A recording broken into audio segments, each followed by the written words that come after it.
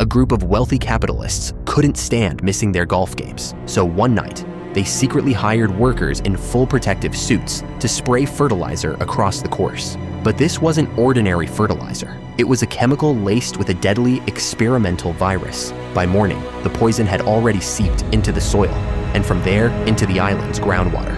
When people turned on their taps, the virus flowed straight into their homes. They drank it, and within hours, their eyes glowed green. The entire island had become a nightmare.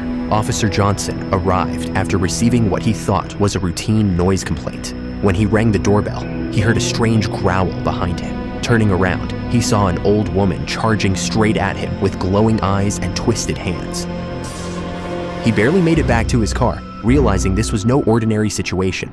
He tried contacting headquarters, but there was no response. He then called his daughter, Annie. At that same moment, Annie was being hunted by the infected golfers. Across the island, a teenage boy named Jack went to grab a drink from the fridge when he noticed something off. His mother was standing strangely still, her face pale and her eyes glowing green. When he called out to her, she suddenly attacked. Terrified, Jack ran outside, tripped, and fell.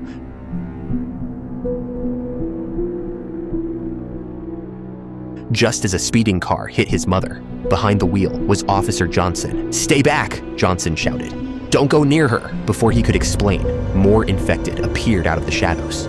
Jack dragged his injured mother inside and barricaded the entrance, hiding with his baby sister. But the baby began to cry loudly. Desperate, Jack locked his mother in the bathroom to keep everyone safe. After a while, silence returned. Meanwhile, the people behind the virus were already covering their tracks. They destroyed the only bridge off the island and cut all communication lines. Jack went to check the bathroom, not realizing his sister had followed him. When he opened the door, she was standing face to face with their zombie mother. Jack rushed to help. And in the struggle, the TV fell from the cabinet, crushing his mother. He froze, shaking. There was no time to grieve. The food was gone, and the island was filled with monsters. He decided to use his cat as a distraction. As soon as he opened the door, the zombies chased the cat, and Jack used the chance to run toward the supermarket with his sister. But every door was barricaded. Just when he thought it was over, strong hands pulled him inside. It was Officer Johnson. Together, they tried to figure out how the infection spread so fast. Johnson suspected the tap water. Jack admitted he never drank it, which explained why he wasn't infected. Their only hope was to investigate the island's water plant. But elsewhere, two twin assassins arrived on the island.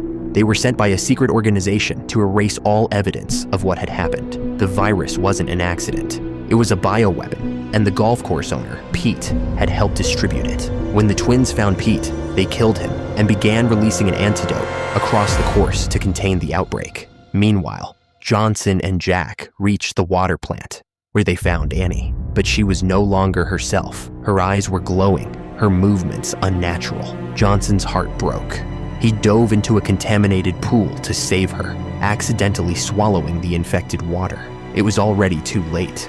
The virus had entered his body. Still, he managed to pull her out. That's when Jack noticed something strange. Annie's infected arm was covered with green grass.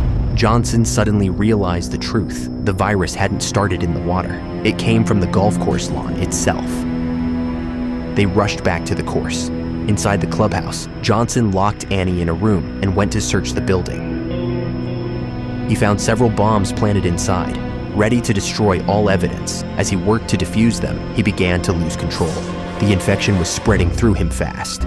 With his last bit of strength, he cut the wires and stopped the explosion before collapsing. Outside, the assassins were preparing to leave when they realized the bombs hadn't gone off. They turned back, walking straight into Jack and his sister. One grabbed Jack by the neck, while the other held the little girl and tried to inject her with the virus. But suddenly, the child bit off the woman's finger. Before the assassin could react, a monstrous roar echoed through the hall. During the chaos, a vial of the antidote broke open on the floor. Jack stepped on it, releasing it into the air. His sister inhaled the fumes. Johnson cornered them again, ready to attack, but then stopped. Something inside him recognized his family. The assassins, now infected themselves, turned their guns on each other, ending their lives. Jack took out his phone and recorded everything. He uploaded the footage online, exposing the truth. The news spread fast, and under public pressure, the military finally intervened. Helicopters filled the skies as soldiers stormed the island.